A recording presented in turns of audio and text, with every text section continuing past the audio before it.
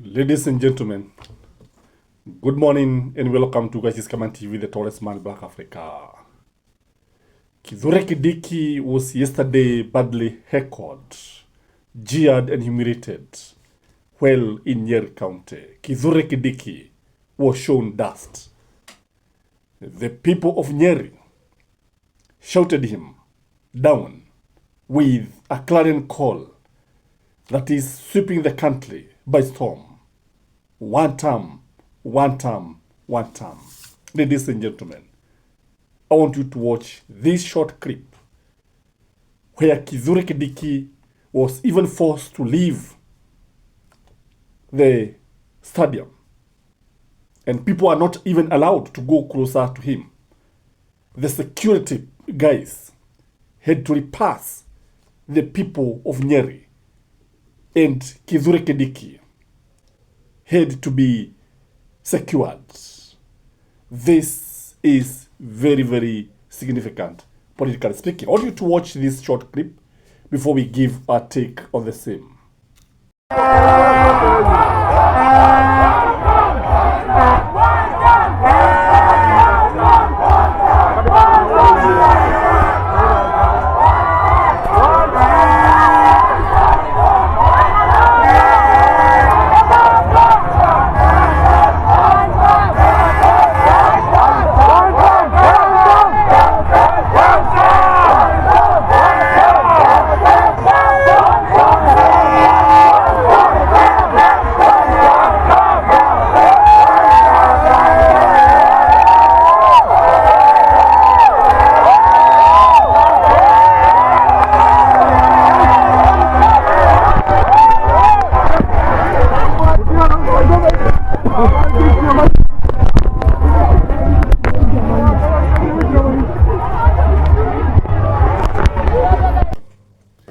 Ladies and gentlemen, Kithure Kindiki has a number of disadvantages as far as politics is concerned.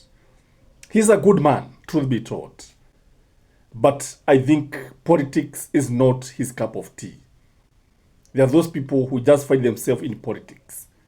Not that they love politics very much, but fate has put them there. If you look at Kithure Kindiki, there are some things that works against him. Number one is his voice. Kindiki lacks the voice of a leader. Kindiki is not charismatic.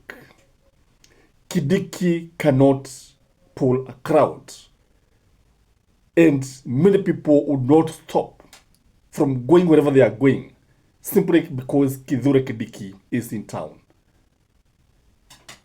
Africans love people who have booming voices. Like Gachagua, would you compare Rigathi Gachagua and Kithure Kindiki? Kithure Kindiki voice can be swallowed by that of Rigathi Gachagua. Rigathi Gachagua roars like a lion. Number two thing that works against Kithure Kindiki is the perception. The perception is he is a traitor. The perception is yeye ni mtu wa mkono. The perception is he is a yes man.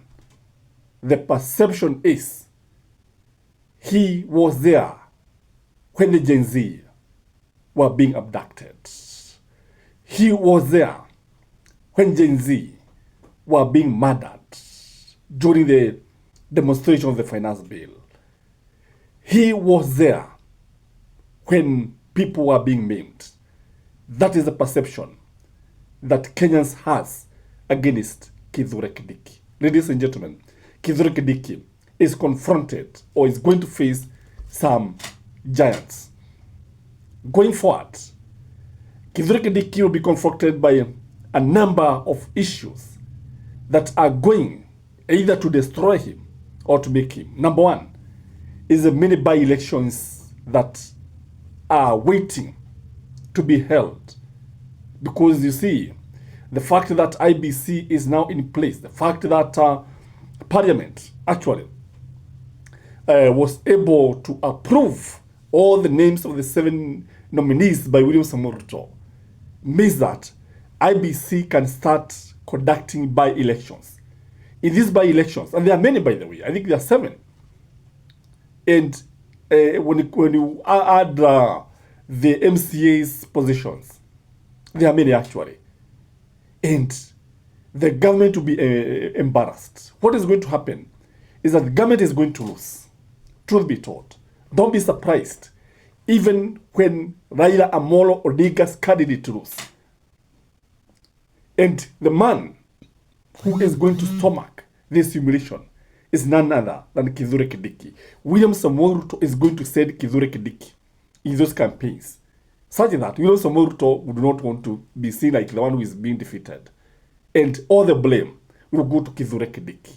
This is one thing that is waiting Kithure Kindiki. By-elections where he will be humiliated. By-elections where the government is going to lose.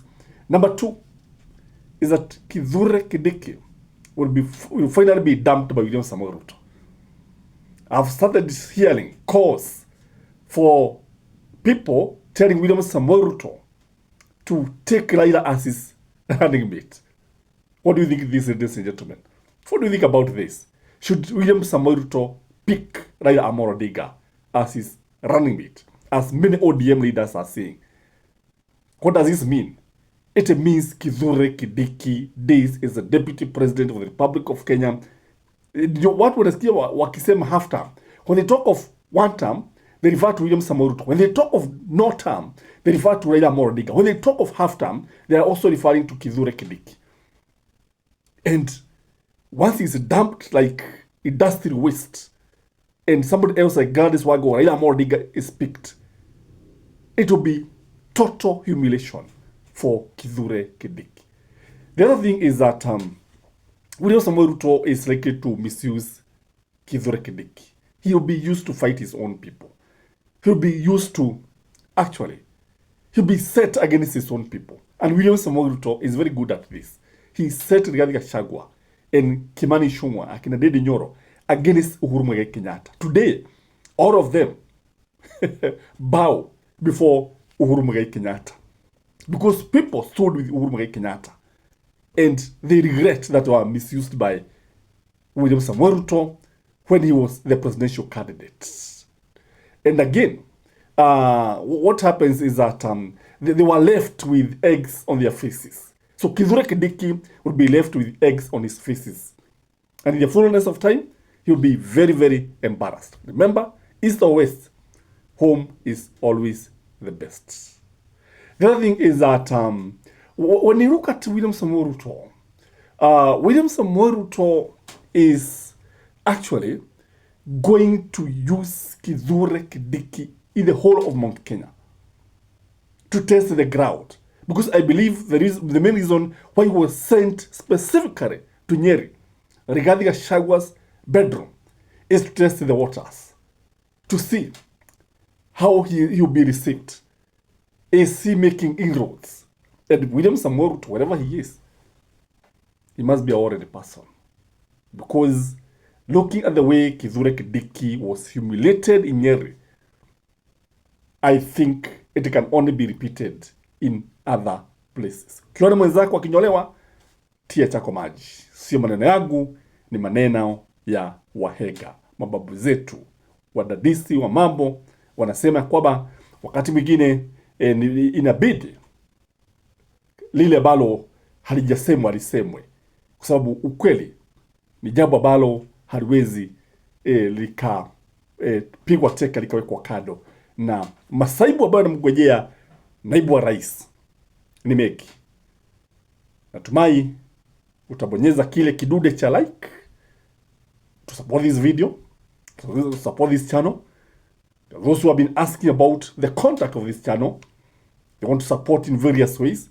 I have no problem with that. Please do in the way you know how. Bye-bye.